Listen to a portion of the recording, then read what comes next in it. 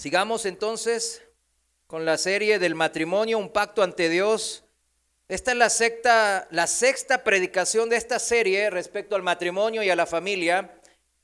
Y hoy vamos a hablar del matrimonio, un pacto ante Dios, parte 3. Vamos a orar y ponernos en manos de Dios. Señor, gracias te damos. Siempre estamos bajo tu cobertura, mi Dios. Señor, queremos estar bajo tus alas.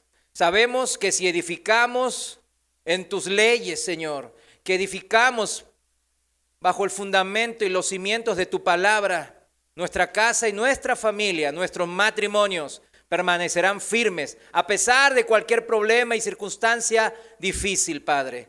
Hemos aprendido a lo largo de estas últimas enseñanzas esto que tú hablas y prometes en tu palabra.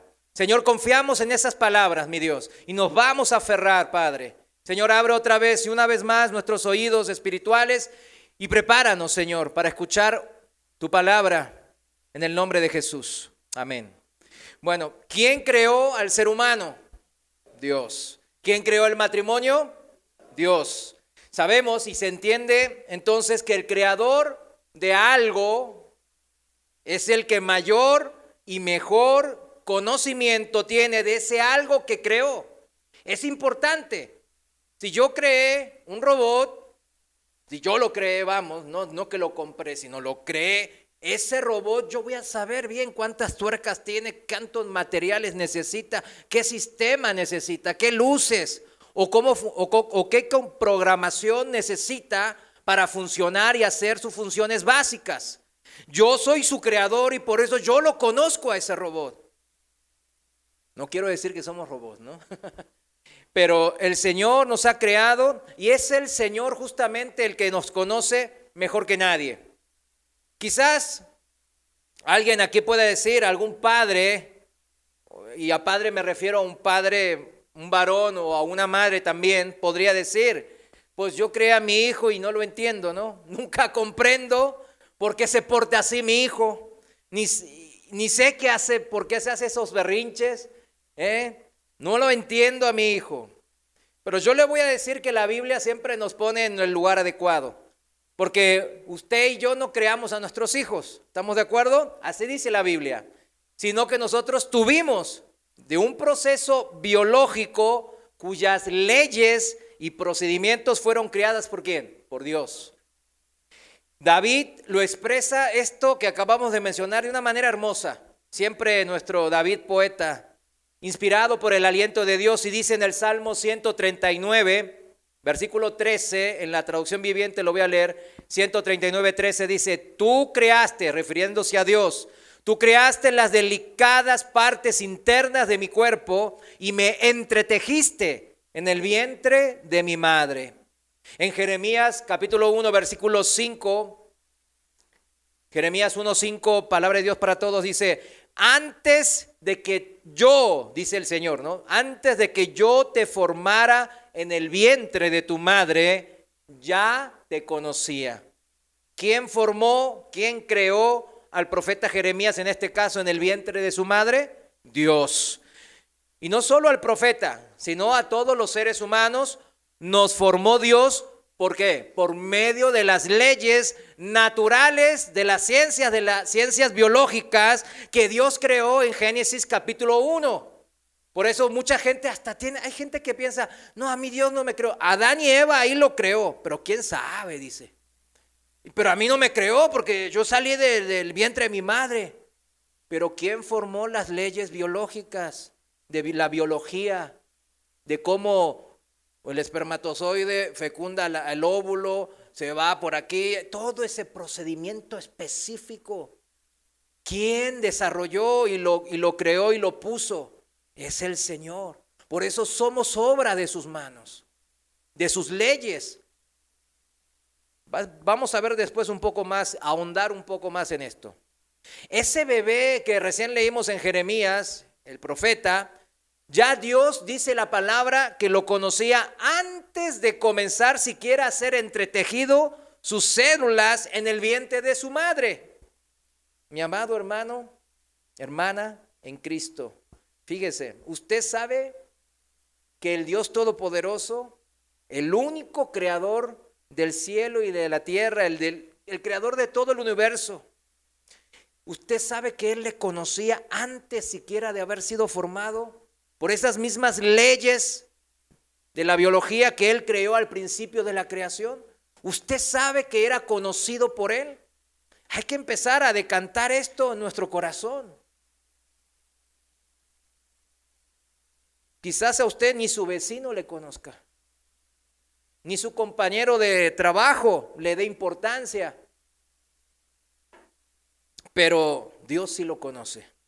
Y lo conocía antes siquiera de ser un cigoto. ¿Sí sabe? Pues la primera célula que se forma de la fecundación. Antes siquiera de esa célula, Dios lo conocía. Y si seguimos en el versículo 5 de ahí en primera de Jeremías, dice, antes de que nacieras, ya te había elegido para que fueras un profeta para las naciones. No solo nos conocía el Señor antes de nuestra concepción, sino tenía un propósito, y subraye propósito, para nuestras vidas, para su vida. Y dígalo con confianza porque está escrito, Dios tiene un propósito para mi vida. Amén.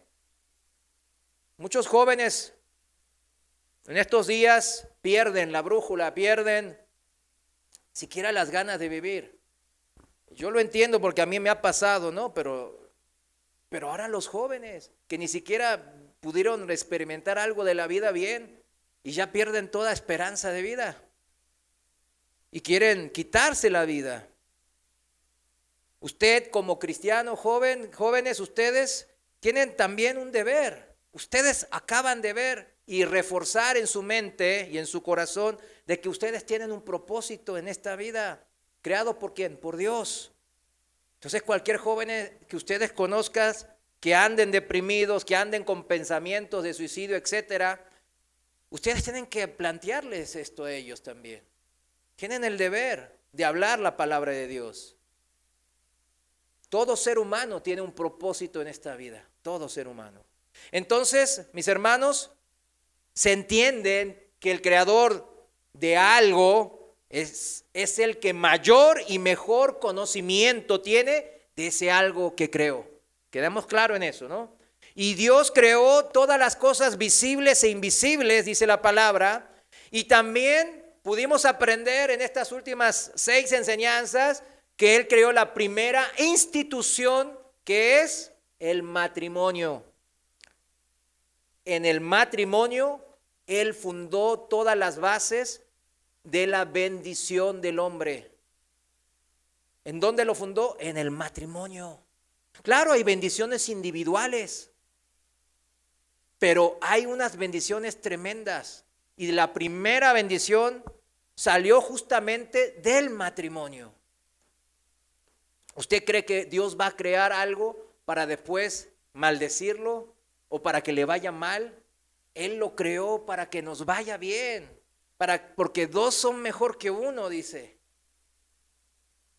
Es la palabra de Dios, fíjense bien, la que nos puede dar a usted y a mí la instrucción necesaria, oportuna y adecuada para edificar nuestras vidas, nuestros matrimonios y por ende nuestras familias. La Biblia es la brújula, ¿sí sabe lo que es una brújula, no?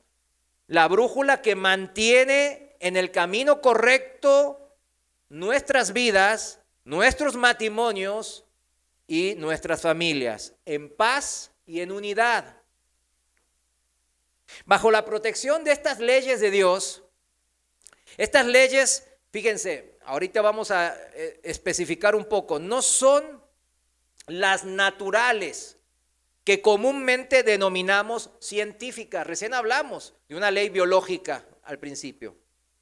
Estas leyes que van a regir el matrimonio y la familia son leyes de corte espiritual, es decir, que van sobre la base moral y conductual de la persona.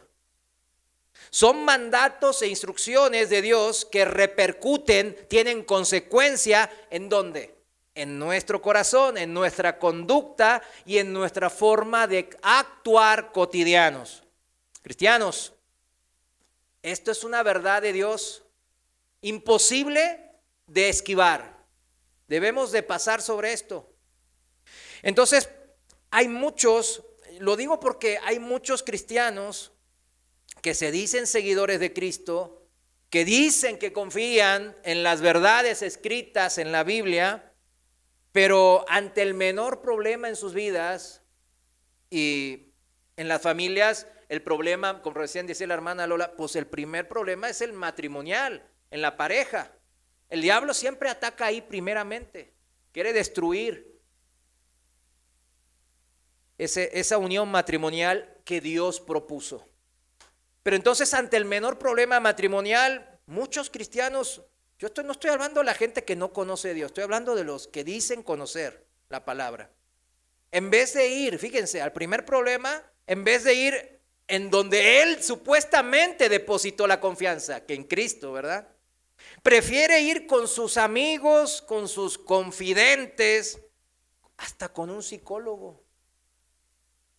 ¿Acaso estas personas pueden aconsejarnos mejor que Dios, que la palabra de Dios?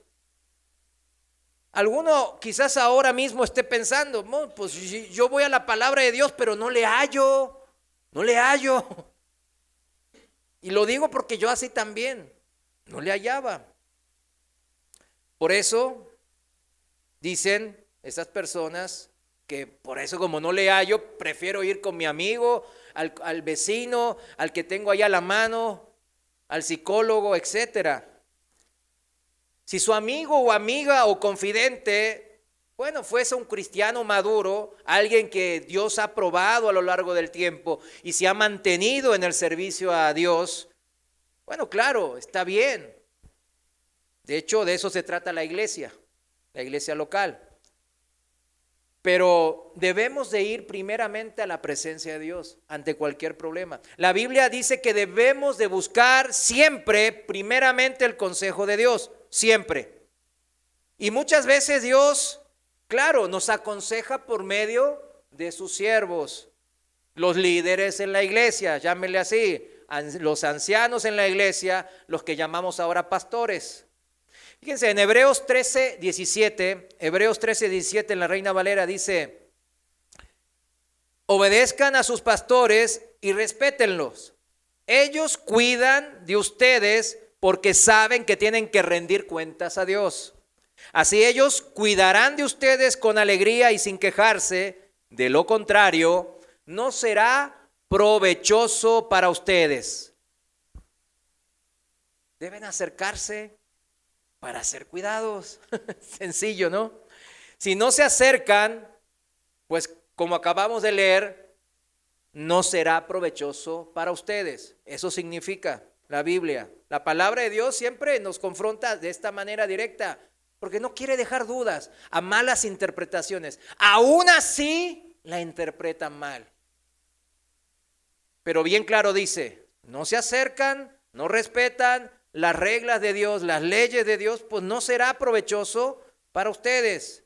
No se dejan cuidar, pues quedarán sin ganancia, significa, no provecho significa sin ganancia, esto significa con perjuicio, en forma perniciosa, un resultado de pérdida y no beneficio, eso significa.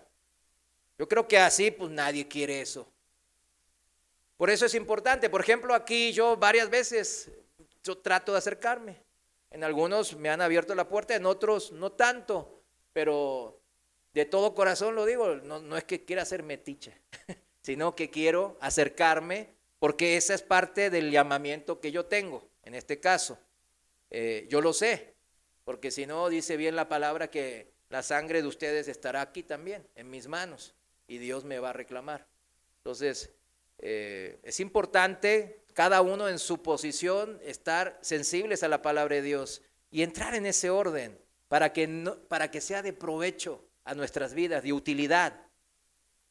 Pero si yo estoy consciente, mis hermanos, yo como persona estoy consciente que debo de generar esa confianza, ¿no? Para que se acerquen.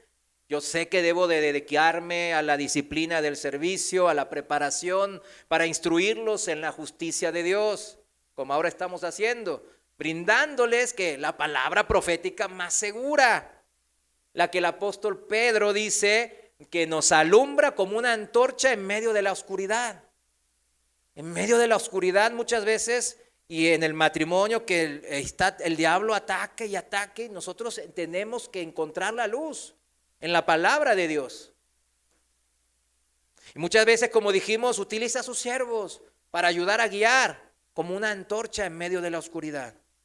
Entonces, cuando haya dificultades en el matrimonio, que es normal, en la familia, primeramente debemos ir a la presencia de Dios, uno, y como pareja, leyendo primeramente en oración, estando atentos, mis hermanos, al rema, al suspiro de Dios que Él me da. Recién, por ejemplo, en la alabanza, cuando estábamos cantando, alabando, y hablábamos de que era maravilloso la creación de Dios. Sí, es maravillosa, ¿no? Cuando vemos el sol, la luna, las estrellas. Y el Señor luego puso a mí una palabra que me dijo: ustedes son más maravillosos que eso que cree. Mi amor está centrado en ustedes. Así me puso. O sea, tenemos que estar atentos al rema. Es la palabra profética más segura, pero personal. Cuando yo busco personalmente a Dios en comunión con el Señor. El Señor nos da estas palabras. No estamos locos. La gente del mundo dice que estamos locos.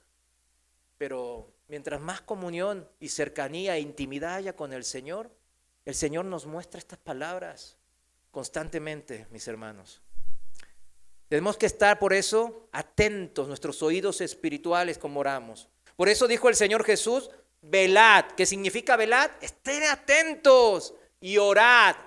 Busquen su presencia, comuníquense conmigo, levanten el teléfono espiritual, llámenme. 901 es acá también en México. 900, Señor, auxilio, auxilio, no sé qué hacer con mi esposo, no sé qué hacer con mi esposa, no sé cómo estoy mal, estoy bien. Y Él le va a dar la palabra profética más segura a usted, de manera directa. ¿Sabe cuántas veces lo he vivido y lo sigo viviendo, no? Y me ha salvado mi matrimonio, me ha ayudado. En Mateo 26:41, en la Reina Valera dice: velad y orad para que no entréis en tentación. El espíritu a la verdad está dispuesto.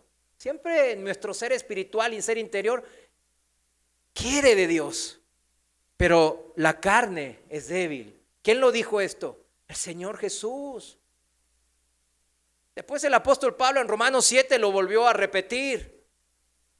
Pero tenemos que entender que la Biblia una y otra vez nos dice: no anden solos como llaneros solitarios por ahí. No anden solos. Acérquense, claro, en intimidad conmigo, pero congréguense y estén en la congregación de los santos. Ahí yo puse gente, no mejores a ustedes, pero que tienen el llamado de ayudarles, de cuidar a la grey. Pero fíjense, así nos dice el Señor: velad y orad para que no entre en tentación. Pero ¿cuántas veces nos preguntó el Señor en los evangelios? ¿Cuántas veces preguntó a la gente que lo seguía: ¿no habéis leído? Puntos suspensivos. ¿Nunca leíste en las escrituras? Lo dice muchas veces. ¿Qué significa esto? Que si voy a ir a consultar al Señor, mejor vete preparado. Porque te va a preguntar, al igual que en los evangelios: ¿todavía no lo leíste en la Biblia? Ahí ya te lo dejé. La instrucción ahí está, para edificar tu casa, para que tu familia sea firme, a pesar de cualquier circunstancia que van a vivir. Sí o sí vamos a vivir. Jóvenes, ustedes sí o sí van a vivir los problemas que sus padres vivieron. Quizás menos, quizás más. Va a depender mucho ¿de qué? de cuánto ustedes se agarren, se afirmen en la palabra de Dios, en la ley espiritual de Dios. De eso va a depender mucho. Y a pesar y aunque yo me afirme, igual así va a venir la prueba. El diablo más todavía va a querer atacarnos. ¿Recuerdan de Job? Él era un hombre perfecto a los ojos de Dios, según Dios mismo. Pero ¿qué pasó con él? Murieron sus 10 hijos. Todas sus riquezas fueron destruidas y robadas. Su esposa le decía de que se muera. Igual él aguantó, soportó. Debemos de entender de que esta vida así va a ser, mis hermanos. Pero el Señor nos promete que bajo sus alas, bajo su cobertura, con los cimientos firmes en la palabra de Dios, vamos a poder sobrellevar con todas esas dificultades que se nos van a presentar. Amén. Por eso busquemos de Dios, busquémosles, pero primero, no a la última. Ya fui con el psicólogo, ya fui con el amigo, ya fui con el compañero, ya fui con mi pariente X o y ya no, pues ni modo, ya con Dios. A ver qué me dice. Pero si nunca me habla, ¿para qué le voy a andar buscando? Nunca me habla. A mí nunca me habla. ¿Qué le acabo de decir? Búsquele, le va a responder. ¿Le ha buscado? Esa sería la palabra. ¿Le ha buscado? ¿Se ha arrodillado? ¿Se ha derramado ante él? Esas serían mejor preguntas más exactas. Él es fiel. Jamás nos va a dejar solo, dice su palabra. Siempre Él va a responder, dice, promete. Y su ayuda jamás va a llegar tarde también, está escrito. Pero debemos de buscar primero su reino, primero su justicia, primero su consejo. Y después, bueno, esperar su respuesta. Necesita más guía, pues todavía no se siente bien orientado. Acérquese al liderazgo en su iglesia donde usted se congrega. Eso es parte de lo que está en las instrucciones bíblicas. Acérquese. Estas últimas enseñanzas, fíjense, vimos el origen del matrimonio, su propósito, cómo lo conformó, lo integró el Señor y para qué. Cómo funcionan sus partes, el varón y su mujer, como los que brindan el orden de Dios en la familia ante sus hijos. Cada uno en el ejercicio de sus funciones específicas. Y dijimos que tienen funciones diferentes. Pero recordemos que las funciones no determinan que uno sea superior al otro o uno sea mejor o peor que el otro. Eso quedó bien claro. Simplemente son diferentes para que se complementen. Cuando uno quiere hacer así y si están iguales, pues se quedan así, ¿sí me entienden? A los del audio ni van a ver, pero ni modo. Pero cuando uno hace así, pues hace así, hace clic. Eso es el significado de la ayuda idónea. Ayuda, dijimos, a la medida. La mujer es ayuda a la medida que complementa adecuadamente, significa ayuda idónea. Complementa adecuadamente. Fíjense, rápidamente vamos a repasar. El varón, ¿qué era?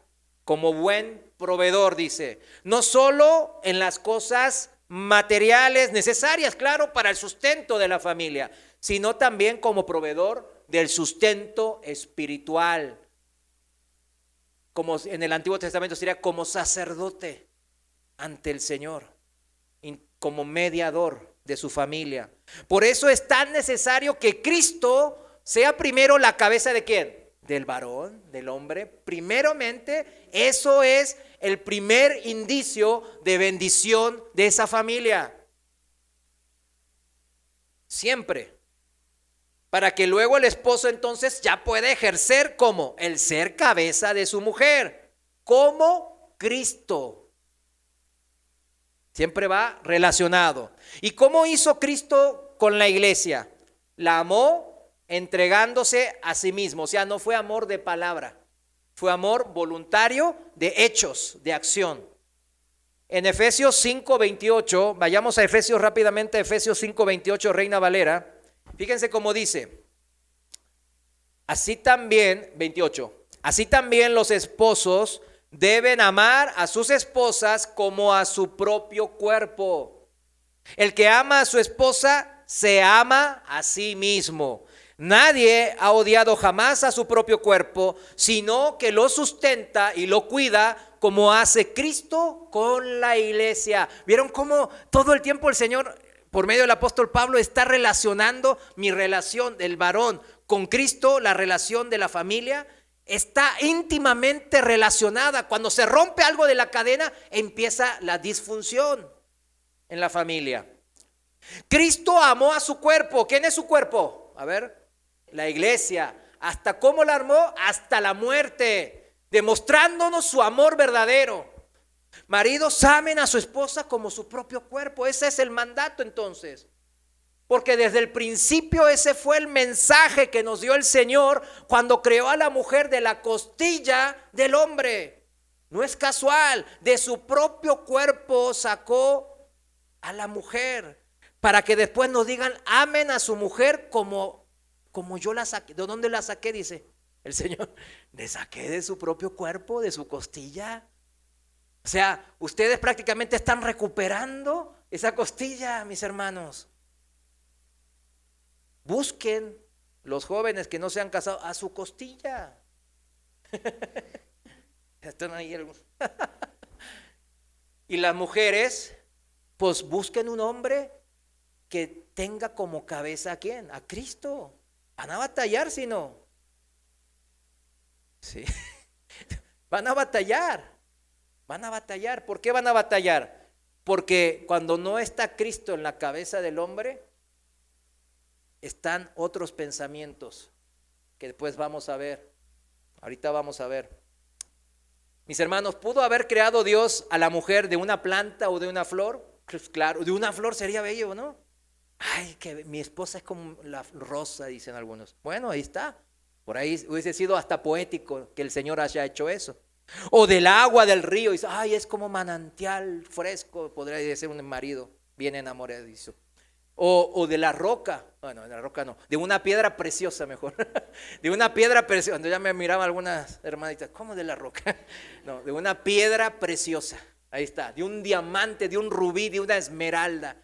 ¿Pudo haber creado el Señor a la mujer así? Claro que sí, pero ¿por qué no lo hizo? No quiso.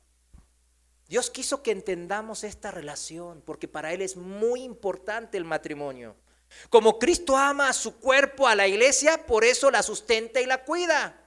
Porque es su propio cuerpo, la iglesia, nosotros. Por eso la sustenta, la provee y la cuida, la guarda, la protege. Ustedes también, maridos, tienen que hacer como yo, dice el Señor.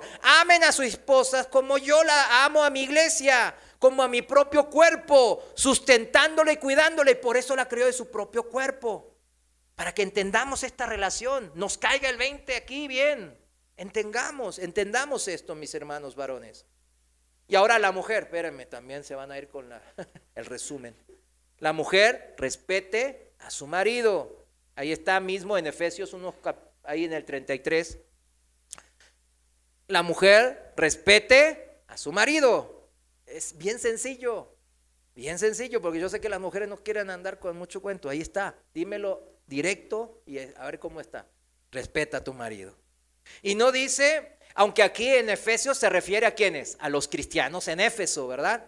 A ellos se refiere, pero no dice específicamente en la condición que el marido está. El apóstol Pablo acá nomás es bien escueto, dice, respeta a tu marido.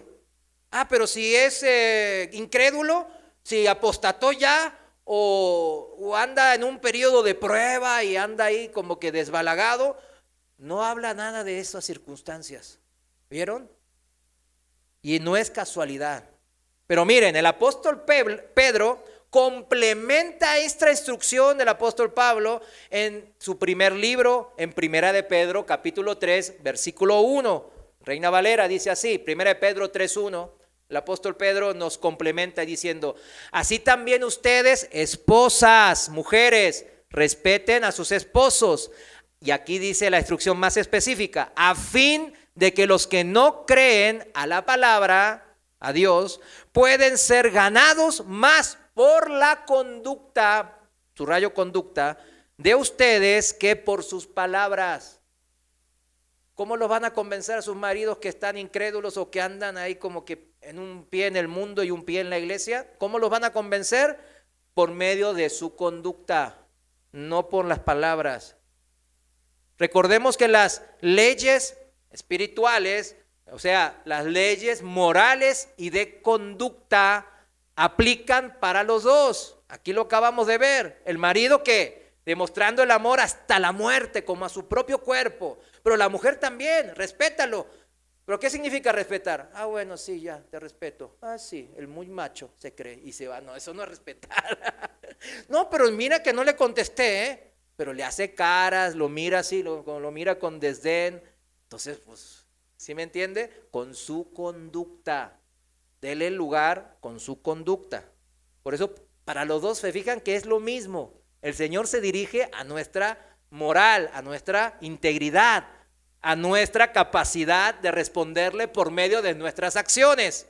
Si el marido y su mujer se mantienen en este orden, van a disfrutar de la cobertura, de la protección de las leyes de Dios. De eso se trata. Sus hijos disfrutarán también de esas mismas bendiciones porque son parte de su familia. Estos son matrimonios tal como Dios diseñó, creó y en el propósito que Dios quiso.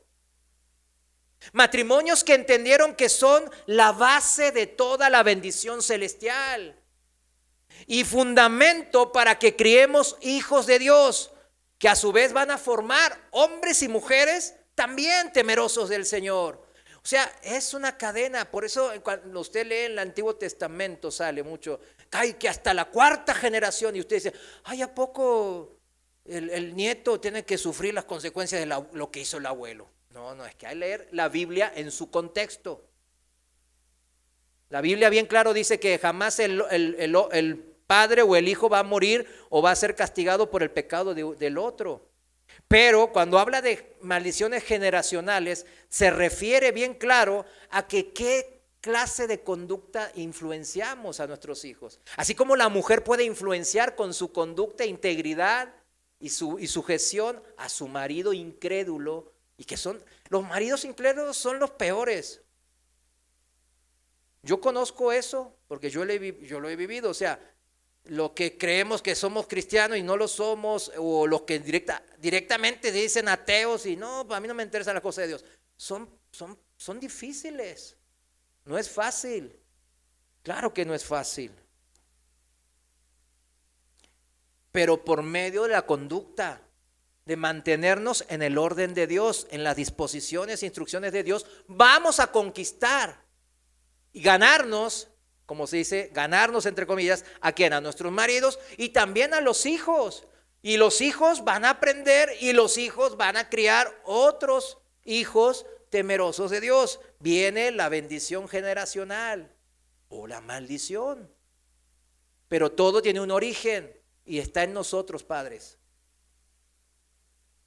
Génesis 1:28, este versículo es uno de los que más citamos en esta serie. ¿Pero por qué? Porque esta es la primera bendición que Dios derrama hacia el hombre. Es la primera bendición y se basa en el matrimonio, mis hermanos. Los bendijo, dice, los bendijo y les dijo, fructificad y multiplicaos, llenad la tierra, sometedla, ejerced potestad, dominio, gobernad, dice en otra versión. Desde el principio de la creación sigue vigente esta bendición de Dios hacia el ser humano, hacia el hombre y la mujer, por medio del matrimonio. El matrimonio es el vehículo de esta bendición, mis hermanos, ¿se dieron cuenta? Y seguirá vigente esta bendición hasta que Cristo vuelva. Pero también vimos que en este mundo mis hermanos, no se ve, lo estamos viendo, no hay que ser un genio para saber que no se ha cumplido este plan original de Dios. Y muchos matrimonios no son la base de las bendiciones de Dios, sino al contrario, viven, como acabamos de mencionar, bajo maldición. Pero no es por culpa de Dios, sino por nuestra propia maldad, por rechazar las leyes espirituales, morales de Dios. Porque no siguen la brújula que nos ha dejado el manual de instrucciones para agarrar la onda, como dicen aquí en México. Hay que agarrar la onda. Muchos aquí hemos vivido en carne propia la maldición de alejarnos de estas leyes espirituales de Dios que deben de regir en nuestra conducta, en nuestra moralidad, integridad diaria. Pero, ¿por qué mis hermanos que tenemos hijos o nietos algunos, por qué tienen que sufrir los mismos esos hijos y esos nietos? Hoy y ahora podemos y debemos de comenzar a romper estas ataduras de maldición generacional por estar alejados del orden de Dios. Cuando desobedecemos y nos rebelamos contra las leyes naturales, fíjense la analogía, cuando nos rebelamos y desobedecemos las leyes naturales, eso tiene consecuencias inmediatas, observables, medibles con los propios ojos. Un ejemplo rápido puede ser que hay la ley de la gravedad. Yo puedo decir, la ley de la gravedad no existe. No me interesa la ley de la gravedad. Yo no creo, no la puedo ver la ley de la gravedad. Así que no existe para mí. No tiene efectos en mi vida. Lo rechazo. Y yo me agarro y me tiro en un barranco. ¿Qué va a pasar? Voy a caer a 55 metros por segundo, dice las leyes de la física.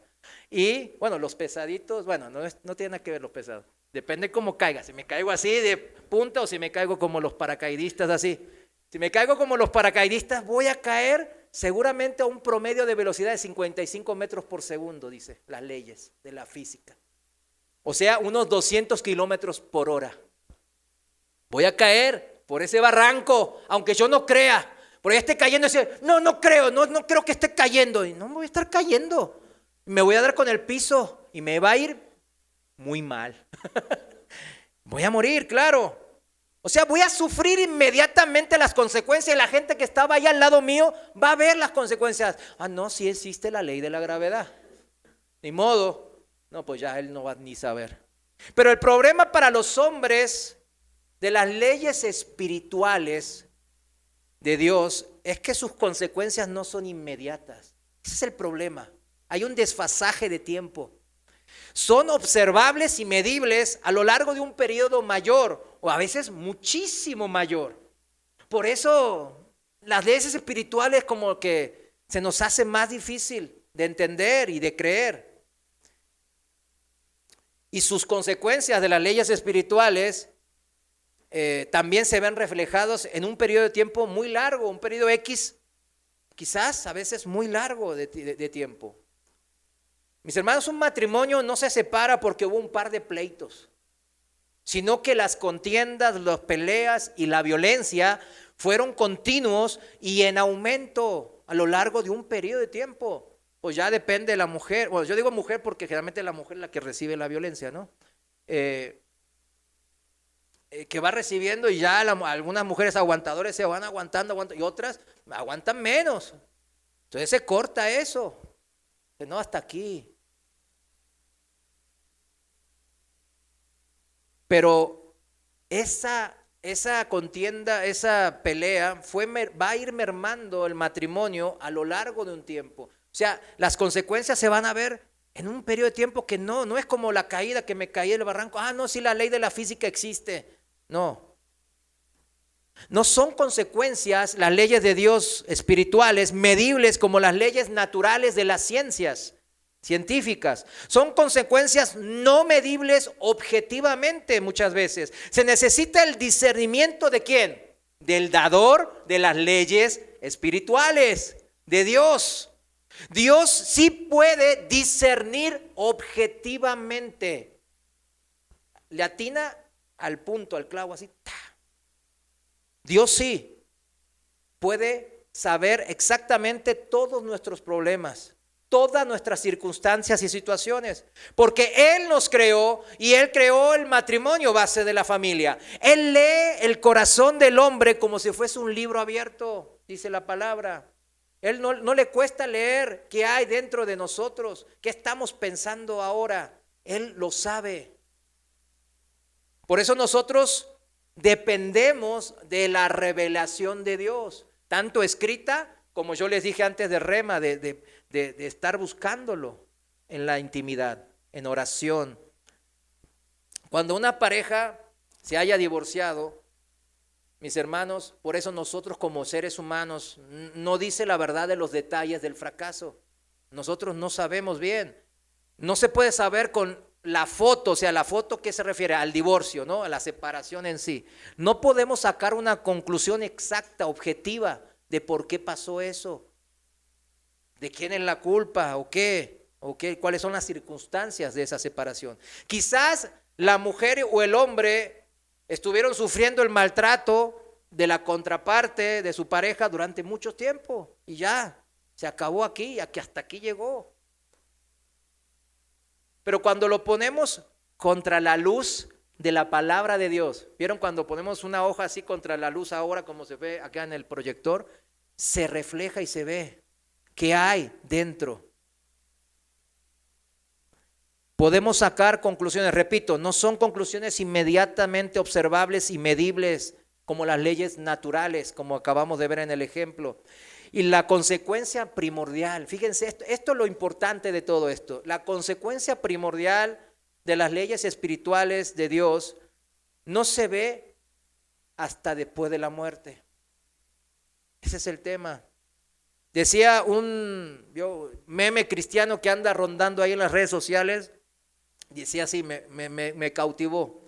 Si los vivos supiesen lo que los muertos ya saben, el mundo entero seguiría a Cristo.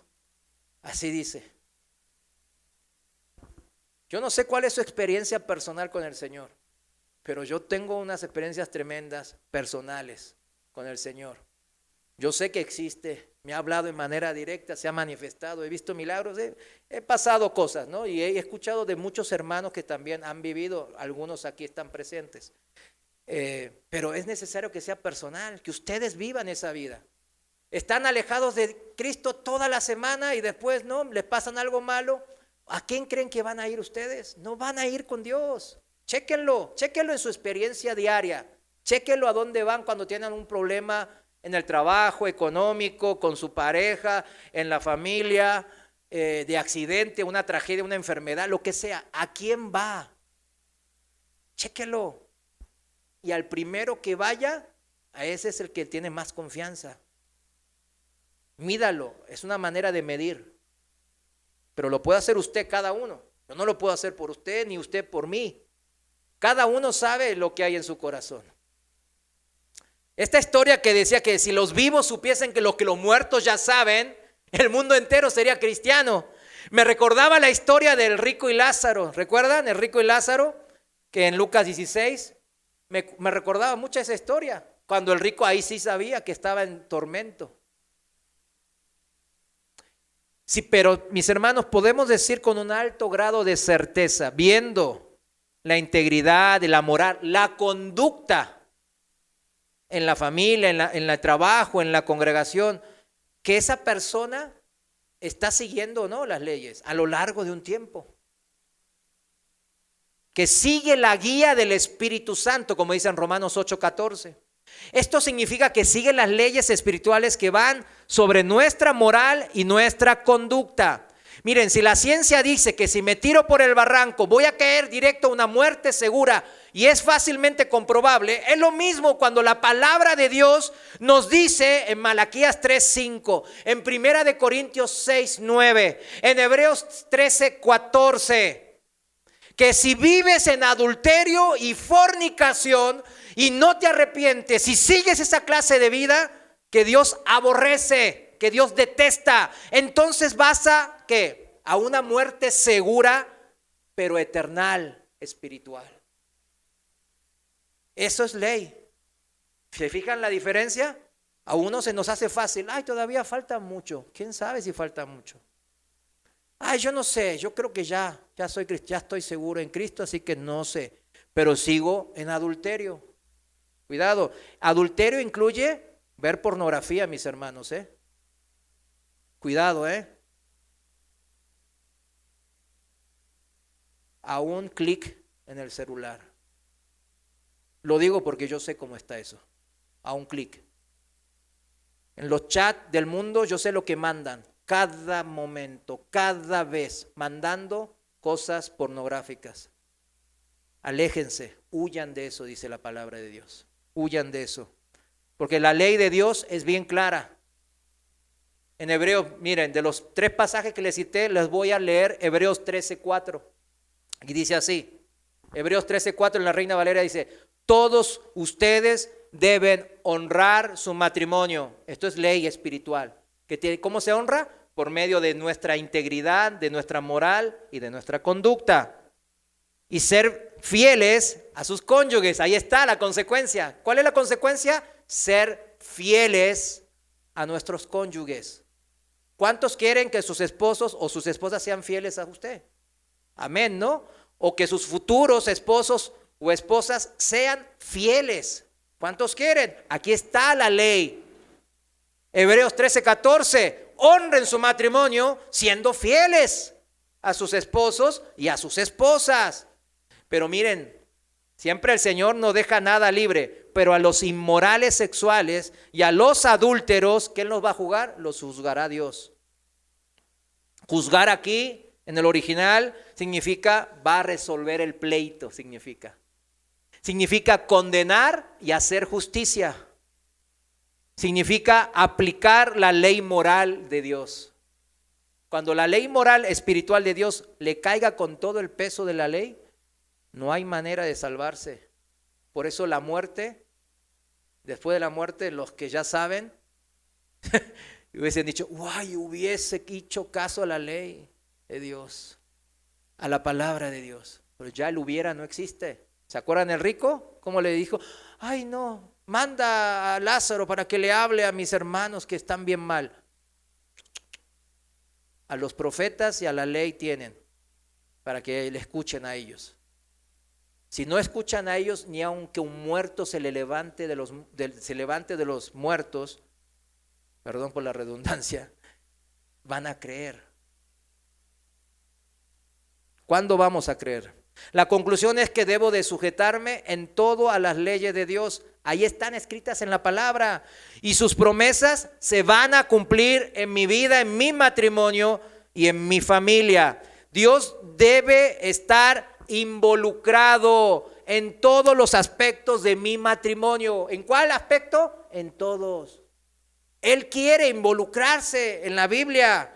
Desde antes del casamiento, de la celebración de la unión del matrimonio, Él quiere involucrarse. El ejemplo bíblico está en Génesis 24 y con eso vamos a cerrar el mensaje de hoy, pero vamos a ver este ejemplo bíblico que es el casamiento en Génesis 24. ¿El casamiento de quién? De Isaac con Rebeca, el hijo de Abraham. Este casamiento, algunos, fíjense, lo ponen como ejemplo de un matrimonio que se formalizó. ¿Un matrimonio que se formalizó con quién? Con las relaciones sexuales. Algunos así lo ven. ¿Saben por qué? ¿Será cierto? Usted piense, vamos a ver en Génesis 24:67. Génesis 24:67 en la Reina Valera dice así, 6:7. Dice que cuando Isaac conoció, Eliezer se la trajo, el siervo, y le dijo que ella era la mujer que ya va a desposar, que ya había pagado el dote, etcétera, etcétera. Y entonces la trajo Isaac a la tienda de su madre Sara, dice en el versículo 67, y tomó a Rebeca por mujer y la amó, y se consoló Isaac después de la muerte de su madre, que significa que tuvieron relaciones sexuales.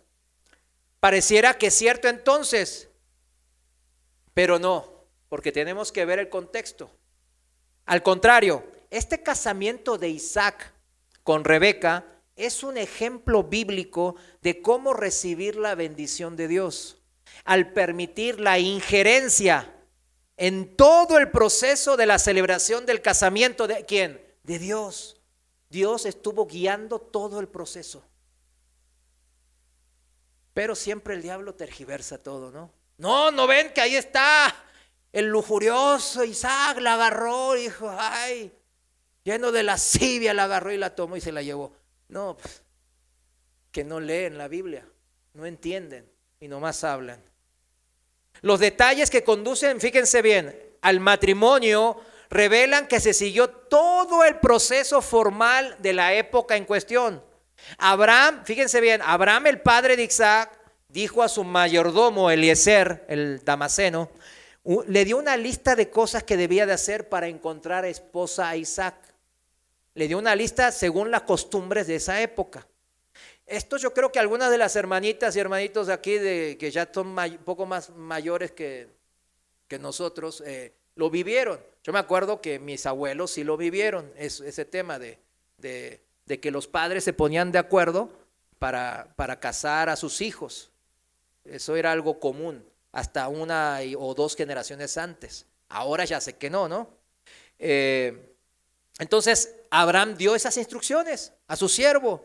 Y vemos que Abraham, ahí está la clave, dio prioridad en encontrar una esposa a Isaac según la voluntad de Dios. Eso está en el versículo 3 y 4. Y dice, y te juramentaré por Jehová, Dios de los cielos y Dios de la tierra, que no tomarás para mi hijo mujer de las hijas de los cananeos, entre los cuales yo habito, sino que irás a mi tierra y a mi parentela y buscarás mujer para mi hijo Isaac. Fíjense, ¿cuál era lo fácil para Abraham? Abraham era un hombre muy rico. Sus riquezas estaban valuadas en miles de millones de dólares actuales. Según lo que, ahí hay una lista de lo que él tenía, de sus rebaños, le saca el cálculo actual cuánto vale cada camello, cada burro, cada oveja y carnero, y las tierras que él poseía, y salen en miles de millones de dólares actuales. Abraham era un hombre multimillonario. O sea, él, seguro que a Isaac pues lo veían, ay, todo, y todas las mujeres de Canaán, ay, yo me quiero casar con ella. Y las mujeres de Canaán, ¿cómo dirán? Se vestían sensuales, se maquillaban sensuales, la vestimenta sensual, y pues todas las danzas pues, sensuales, ¿no? De la gente pagana, de los cananitas, que Dios no le gustaba. Y Abraham, ¿qué hizo? No, eso no quiero como mujer para mi esposa, para mi hijo, sino que vas a encontrar en mi parentela. ¿Y qué significa eso aplicado al día de hoy? Que sea de la familia de Dios. Creyentes, hombres y mujeres de fe verdadera, genuina en Cristo Jesús, y no del mundo. Vuelvo a repetir, jóvenes que no se han casado o gente que pues tiene pues la oportunidad de volverse a casar. ¿Qué pasa aquí? ¿Qué vamos a hacer? Aquí está la enseñanza bíblica. Esto lo menciona el apóstol Pablo, justamente esta misma enseñanza en 2 de Corintios capítulo 2, versículo 14. Lo voy a leer en la traducción viviente y dice así, 2 de Corintios 6, 14, versículo 14 dice, no se asocien íntimamente con los que son incrédulos. ¿Cómo puede la justicia asociarse con la maldad? ¿Cómo puede la luz vivir en las tinieblas? ¿Qué armonía puede haber entre Cristo y el diablo? ¿Cómo puede un creyente asociarse con un incrédulo? ¿Y qué clase de unión puede haber entre el templo de Dios y los ídolos? Pues nosotros, refiriéndose a los cristianos, somos el templo del Dios viviente. Amén. Esta es la manera de encarar toda relación. Y la más importante, porque uno dice, entonces los negocios y cosas, y yo, pues, miren, está hablando de las más importantes. ¿Cuál es la más importante? El matrimonio. La Biblia mantiene el mismo mensaje de principio a fin. No hay contradicciones. De hecho, el mismo apóstol Pablo, en este pasaje de 2 de Corintios 6, luego empieza a citar Levítico 26, a los profetas, a Ezequiel, a Isaías. O sea, lo está fundamentando. Lo que él está diciendo en 2 de Corintios 6, lo está fundamentando con las antiguas escrituras del Antiguo Testamento. Miren, con estas condiciones que Abraham pone a su criado para la búsqueda de una esposa a su hijo, ¿Qué se asegura a Abraham? La cobertura de Dios, la bendición generacional y no la maldición. Volviendo a Génesis 24:6, volvamos a Génesis 24:6. Y dice, y Abraham le dijo, ¿a quién? A su siervo, guárdate que no vuelvas a mi hijo allá, porque Eliezer, su siervo mayordomo, le preguntó, oye, pero si nadie quiere venir, está bien lejos. Ahí no es que había aviones o trenes. Había que venir caminando en camello. Y del lado donde está, que era la actual Siria, a lo que es ahora Israel, pues eran varios días de camino. Y para una mujer, imagínese la dificultad en medio de la intemperie. Entonces, si nadie quiere venir, ¿cómo le hacemos? Dice Abraham, fíjense cómo Abraham sigue bajo la cobertura de Dios, cómo él sigue bajo el orden de Dios. Y dice, no vuelvas a mi hijo para allá, no, aunque sea su parentela, no lo vuelvas para allá, porque dice en el 7, Jehová Dios de los cielos me tomó de la casa de mi padre y de la tierra de mi parentela y me habló y me juró y diciendo, a tu descendencia daré esta tierra. Él enviará su ángel delante de ti y tú traerás de allá mujer para mi hijo. Abraham quería permanecer bajo la ley de Dios, que lo dijo, pues, ¿qué le dijo Dios? Que vaya a la tierra de Canaán y ahí se le iba a dar descendencia. Había un propósito, recuerdan, un propósito antes de ser entretejido en el vientre de su madre. Abraham sabía que ese propósito era quedarse en donde Dios dijo que iba a cumplir su función y su ministerio, que era en la tierra de Canaán. Y entonces dijo, no, yo mi propósito ya lo sé, ¿qué quiere el Señor de mi vida? Así que aquí me quedo. Y quiero que mi descendencia, porque mi propósito, dijo el Señor, que mi descendencia iba a heredar esta tierra. Entonces a Isaac debe quedarse aquí, no lo mandes para allá, por más que encuentres parentela. Tráelo para aquí, tráelela para acá y te voy a profetizar. El ángel del Señor va a ir delante de ti y va a encontrarla y tú la vas a traer. Profetizó Abraham. Abraham quería entonces estar y él estaba firme en las promesas del Señor. Eso es fe. Y en las instrucciones a sus siervos se ve esa fe de Abraham. Tan es así que hasta le profetizó que enviará Dios a su ángel delante de ti y te va a traer a la mujer para mi hijo Isaac. Este siervo de Abraham que recibió la encomienda, o sea, el mandato de Abraham, su señor, ¿qué hizo? Pues él también la tomó no en sus propias fuerzas, sino que él la puso bajo la voluntad de Dios. Fíjense todo este proceso para el casamiento de Isaac con Rebeca.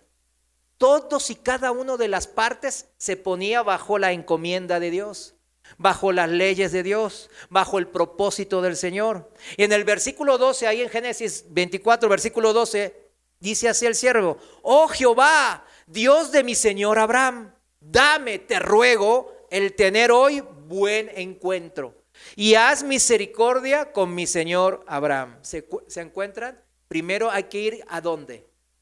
A la intimidad con el Señor. Orad y velad, orad y velad. Y eso hizo también el siervo de Abraham. Todo el proceso estaba en manos del Señor, porque tanto Abraham como el mayordomo Eliezer, que traía la encomienda de Abraham, se pusieron bajo la voluntad de Dios. Y en el 13 dice: he aquí yo estoy junto a la fuente del agua, y las hijas de los varones de esta ciudad salen por agua. Sea pues que la doncella a quien yo dijere: baja tu cántaro, te ruego, para que yo beba, y ella respondiere: bebe, y también daré de beber a tus camellos, que sea esta la que tú has destinado para tu siervo Isaac, y con esto conoceré que habrás hecho misericordia con mi señor. Y Dios, como siempre, ¿qué hizo? Oyó y contestó. Dios lo guió y también confirmó todas estas peticiones, condiciones que el siervo de Abraham había puesto ante Dios, para demostrar que ese matrimonio entre Isaac y la persona que Dios ya había asignado, que Dios ya conocía, que era Rebeca, estaba realmente aprobado, y él tenía la confirmación de Dios que era esa persona. ¿Y qué pasó? En el versículo 15 Dios contestó: y aconteció que antes que él acabase siquiera de hablar, él estaba hablando con el Señor, y ya antes de eso, he aquí Rebeca, que había nacido a Betuel, hijo de Milca, mujer de Nacor, hermano de Abraham, o sea, de la parentela de Abraham, la cual salía con su cántaro sobre su hombro. Respuesta inmediata del Señor. ¿Cuántos quieren vivir esta respuesta inmediata de Dios? Pues debemos de entrar bajo la cobertura de Dios. No es cualquier cosa, no es vivir a mi manera, a mi propósito, y ya me tienen, pura Biblia, ya que, y después, no, Señor, quiero tus bendiciones. No, tienes que entrar en la cobertura como hizo Abraham y Eliezer, para poder recibir las bendiciones de Dios.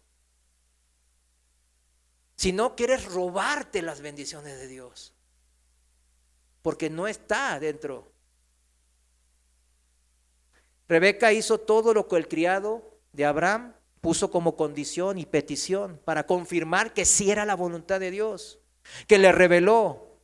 Entonces, ¿qué hizo Eliezer? Inmediatamente dio gloria a Dios y agradeció. En el versículo 26 dice: el hombre entonces se inclinó y adoró a Jehová. Y dijo: bendito sea Jehová, Dios de mi amo Abraham, que no apartó de mi amo su misericordia y su verdad, guiándome, subrayen, guiándome, Jehová, en el camino a casa de los hermanos de mi amo.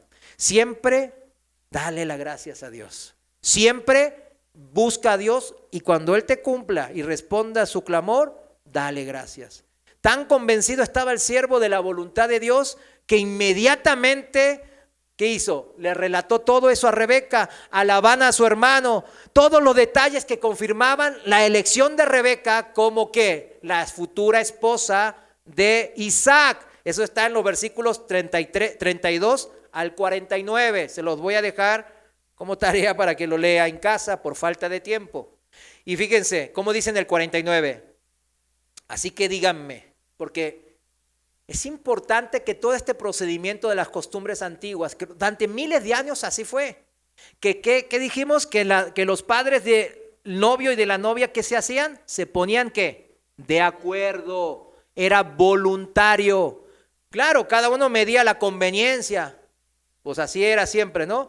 Pero fíjense, ¿cuál era la conveniencia? Fíjense, aquí viene: ¿quieren o no mostrar amor inagotable y fidelidad a mi amo? Por favor, respóndanme sí o no, y de esa manera sabré hacer después. Eso lo estoy leyendo en la traducción viviente, porque está más digerible. Fíjese, aunque estaba seguro de la voluntad de Dios, no podía obligar a la familia de Rebeca a casarse con el hijo de Abraham. Los compromisos del casamiento se hacían como voluntariamente, ambas partes se ponían de acuerdo, los padres de la novia y el novio, entonces se cumplían todas las condiciones.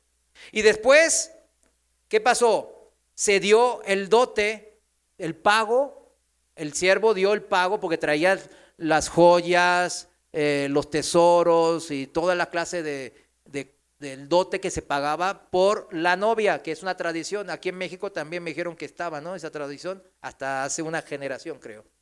Ahora se las llevan sin dote, ¿no? Hasta salimos perdiendo lo que tenemos hijas. Ya no nos convino, dicen. Pero antes daban dote, fíjense. Bueno, el siervo pagó el dote, dio todas las... Y como es un contrato el dote, hacen el contrato. Él se quedó a dormir confirmando que estaban de acuerdo, pero a la mañana él se quiso, ya tengo que irme. Entonces se pagaron los dotes, se hicieron los contratos verbales entre ellos, versículos 52 al 59, para los que anotan, ahí está todo. Y fíjense, y recibió la hija la bendición de sus padres. ¿Cuántos bendijeron a sus hijas cuando se casaron? Pues los que no lo hicieron, háganlo ahora de perdido. Y los que tenemos que casar a nuestras hijas, pues tenemos que hacerlo. En el versículo 60 dice: cuando Rebeca partía, cuando se iba para la tierra de Canaán, para casarse, ser desposada, porque ya había cumplido todos los procedimientos de las costumbres y los ritos de la época, y se había pagado el dote, y se habían puesto de acuerdo, todo. Entonces, cuando Rebeca partía, le dieron la siguiente bendición: hermana nuestra, que llegues a ser la madre de muchos millones, que tus descendientes sean fuertes y conquisten las ciudades de sus enemigos. Esa fue la bendición que sí se cumplió, fíjense en el caso de Rebeca. Rebeca se fue ya con el dote pagado, todos en puestos de acuerdo según la tradición, cerraron el trato del casamiento con la autorización y la bendición de sus padres. Por tanto, el matrimonio que aparece en el versículo 67, que muchos dicen, se basó en un simple acto sexual. Por eso muchos jóvenes dicen, no, pues yo ya estoy casado. Ay, ¿por qué estás casado? Ah, no, porque yo ya me junté, estoy en unión libre con ella. Ah, ok, bueno, pues eso no es bíblico. No, pero ¿no hizo Isaac lo mismo con Rebeca? Usted hoy ya aprendió que no. Ya nosotros tenemos más entendimiento y conocimiento. Se cumplieron todos los procedimientos culturales y las tradiciones de la dote y cumplieron las condiciones de ponerse de acuerdo y siempre obtuvieron respuesta en oración con el Señor. Todo el tiempo el consentimiento del Señor estuvo involucrado y la bendición de Dios recayó en todo este escenario, en todo el proceso, de principio a fin. Que algunos pongan este casamiento como ejemplo de un matrimonio que se formalizó por las relaciones sexuales es una aberración, es totalmente falso. Lo digo porque hay gente que hasta algunos pastores se la creen. Fíjense, la palabra de Dios responde a la palabra de Dios. Hay una respuesta de la palabra de Dios. En 1 Corintios, con esto cerramos, gracias por su paciencia. 1 Corintios 7:2 dice así. En 1 Corintios 7:2 indica que el sexo antes del matrimonio es una ¿qué? Inmoralidad. Aquí está bien claro. ¿Es una qué? Inmoralidad. Lo voy a leer en palabra de Dios para todo. Dice, versículo 2. Pero yo les digo, para evitar el pecado sexual, ¿qué cosa? Para evitar el pecado sexual, en la Reina Valera, la inmoralidad sexual, es mejor que cada hombre tenga su propia esposa y que cada mujer tenga su propio esposo. ¿Cuál es la solución de no estar pecando en inmoralidad sexual? El matrimonio. ¿Se fijan? La bendición de Dios es eso justamente. Si las relaciones sexuales hacen que una pareja se formalice en matrimonio, entonces esta palabra de Dios es falsa. Entonces, ¿qué es verdadero? ¿Qué creen?